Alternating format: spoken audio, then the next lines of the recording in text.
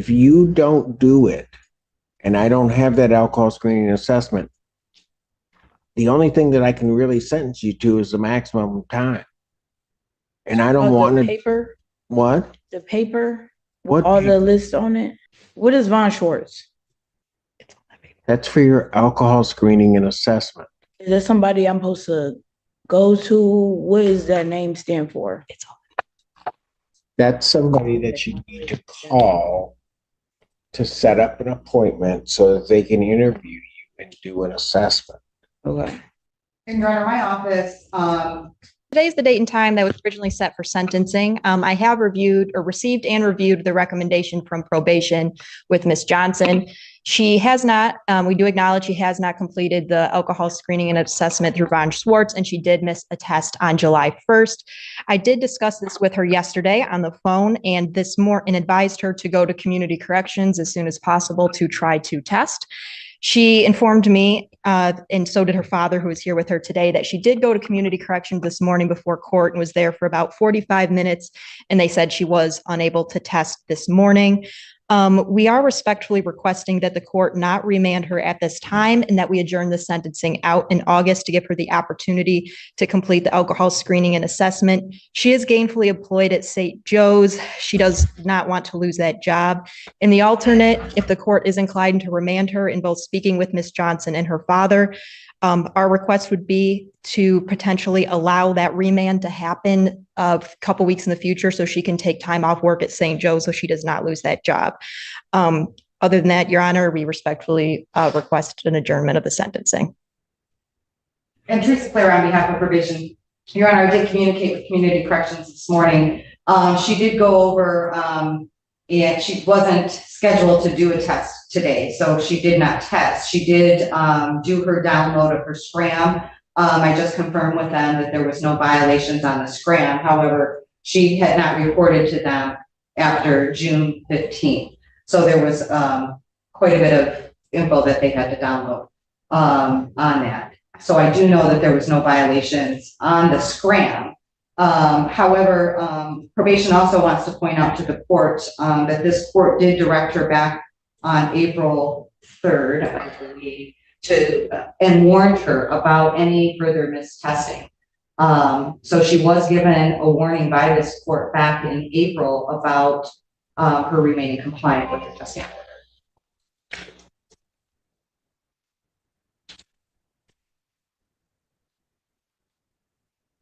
0 o'clock to 2:54, buckle up, guys. Today we are going to witness a courtroom moment where patience is already running thin. The judge opens by making it clear that without a completed alcohol screening and assessment, the only legal option left is the maximum sentence. Defense counsel explains missed tests, scheduling issues, and asks for mercy, while probation confirms prior warnings. From the very start, the tension is obvious. Compliance versus consequences. And a judge who sounds close to being done giving chances. Why? Why what? Why'd you miss a test?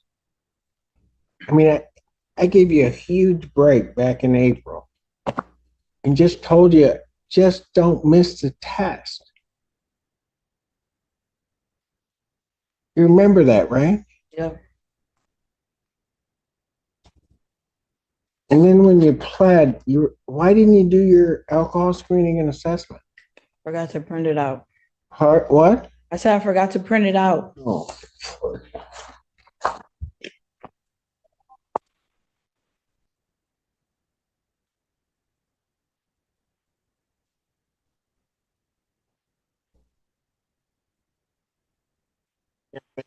They do so much. I mean, I didn't send you the last time.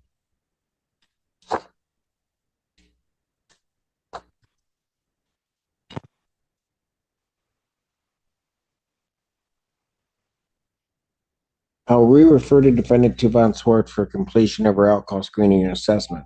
Young lady, understand something. If you don't do it, and I don't have that alcohol screening and assessment, the only thing that I can really sentence you to is the maximum time. And I don't want The to. paper, What? the paper with What all paper? the lists on it. What is Von Schwartz? That's for your alcohol screening and assessment. Is that somebody I'm supposed to go to? What does that name stand for? That's somebody that you need to call to set up an appointment so that they can interview you and do an assessment. Okay. And Your Honor, my office, I know that the clerk's office sends things out. My office also sent an email to her on June 5th. Outside perspective. This is where accountability takes center stage.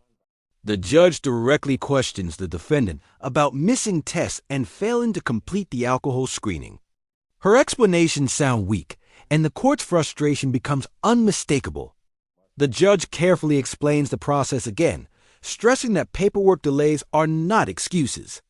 As deadlines are set and fees discussed, it becomes clear that the court views this as a pattern, not a misunderstanding, pushing the situation toward a breaking. Which gave her the packet and the information for the alcohol assessment in addition to the information to complete the victim's impact.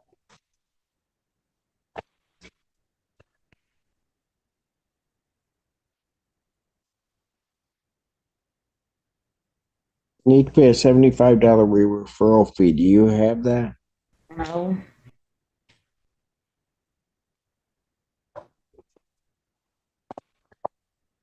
Adjourner sentenced August 28, 2024, 9 a.m. Young lady, you are leaving me with no options. And I have a feeling that if you don't follow this, that I'm going to end up sending you for the maximum time. I don't want to do that.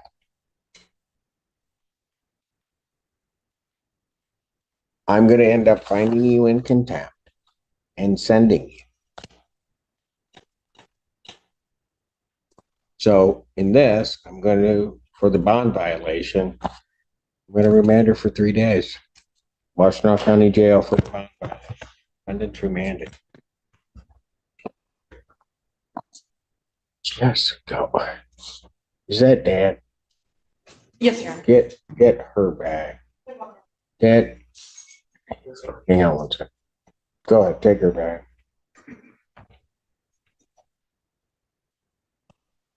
Come on up to the, can you come up to the phone? The consequences finally land.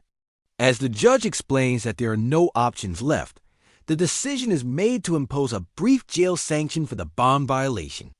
The mood shifts instantly as deputies step in and the defendant's father speaks up, trying to salvage the situation. From a third-party view, this is a painful but telling moment. The court balances firmness with reluctant empathy, making sure the family understands exactly what must happen next. What's your name, sir? Tony Johnson. Okay. Can you help try to get her through the, Yes, I will definitely make sure that she does it. She lives with her mom, so I don't kind of know the things that kind of goes on.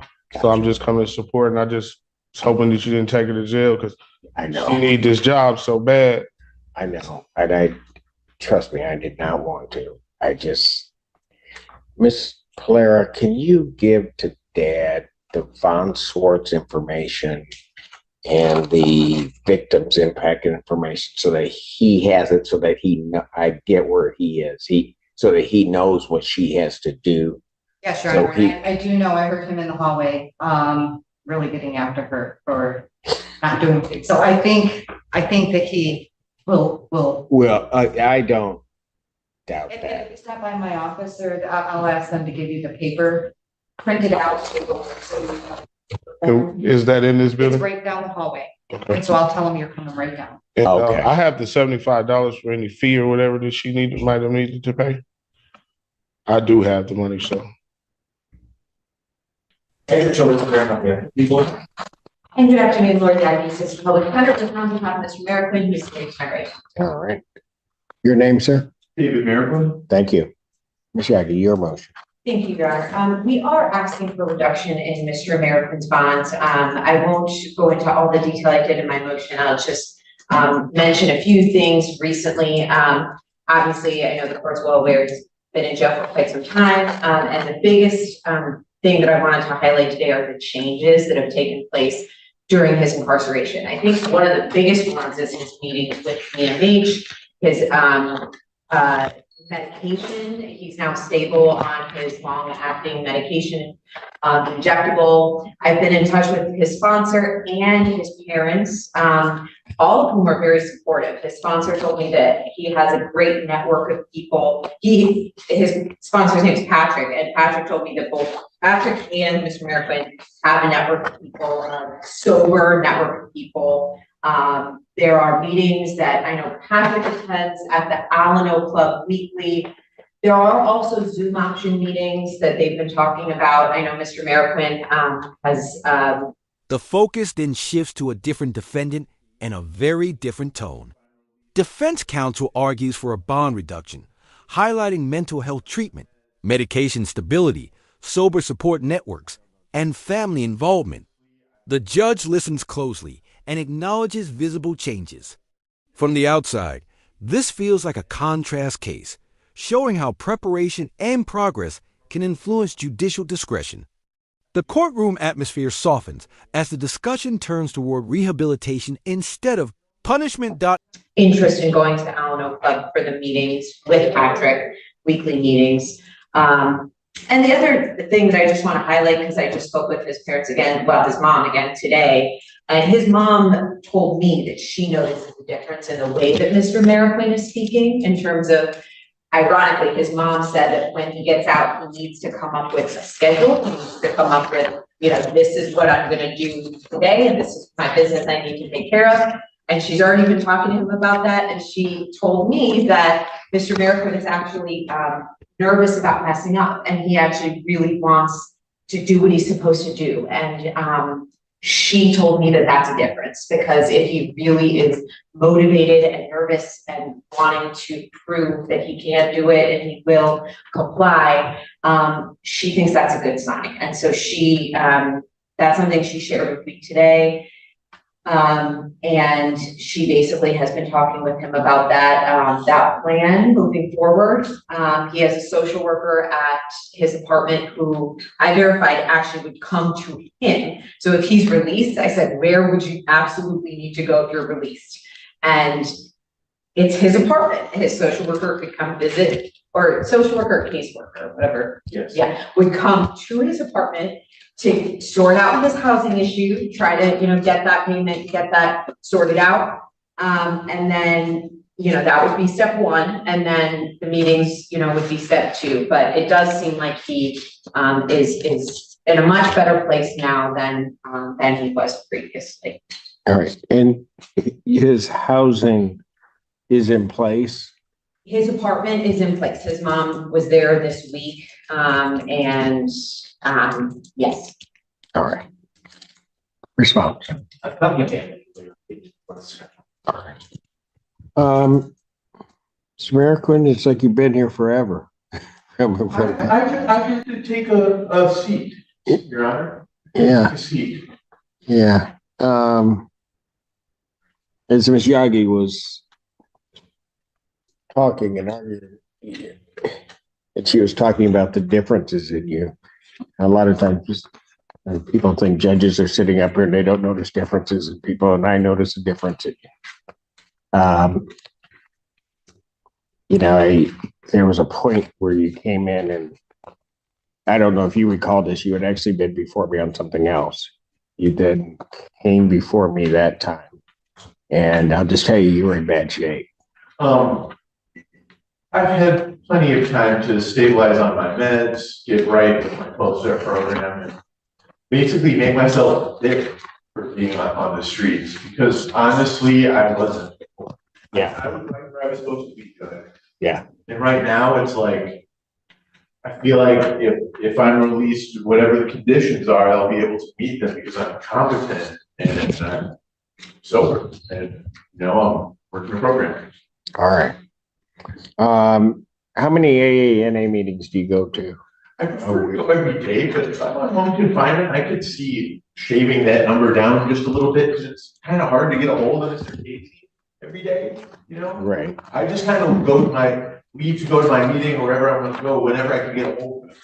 So it's like, 2-3 times a week would probably be just as good as 7. Well, maybe. Let me ask you this. Do you think you need home confinement? Honestly, like. No, have David, had this David, apartment- David, be honest with me. I mean, here's what I want. I would like to release you, but I want you to be a success. That's the most important thing to me. So do you want to know the truth of the question you just asked? Yes, If you release me without home confinement, you may as well leave me. gotcha. You know what? No, I know. And I do plan on, if there were home confinement granted, to comply with it. To not tell Mr. Casey I'm going somewhere and then go somewhere else like I did before. yeah, That okay. was- You know I what? discovered that was not the way to go. You know what, David? You just gave me the answer to whether or not I should release you. Because I'm going to tell you, if I had asked you that question before, you would have lied to me. You would not have been able to bring yourself to tell me that you needed that. It was hard. It was hard to admit to Yeah. you and to myself.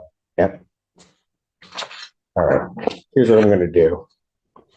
I'm going to, and I'm going to do it this way, Michelle. I think it's probably going to be the best way to do this. I'm going to release a defendant on a PR. In the final stretch, the judge speaks candidly with the defendant about honesty, structure, and the need for home confinement. The defendant admits past failures and acknowledges his need for strict conditions, a moment that appears to earn the court's trust. The judge orders release on a personal recognizance bond with GPS confinement and clear expectations. Like the video, subscribe to the channel, and we'll see you in the next video.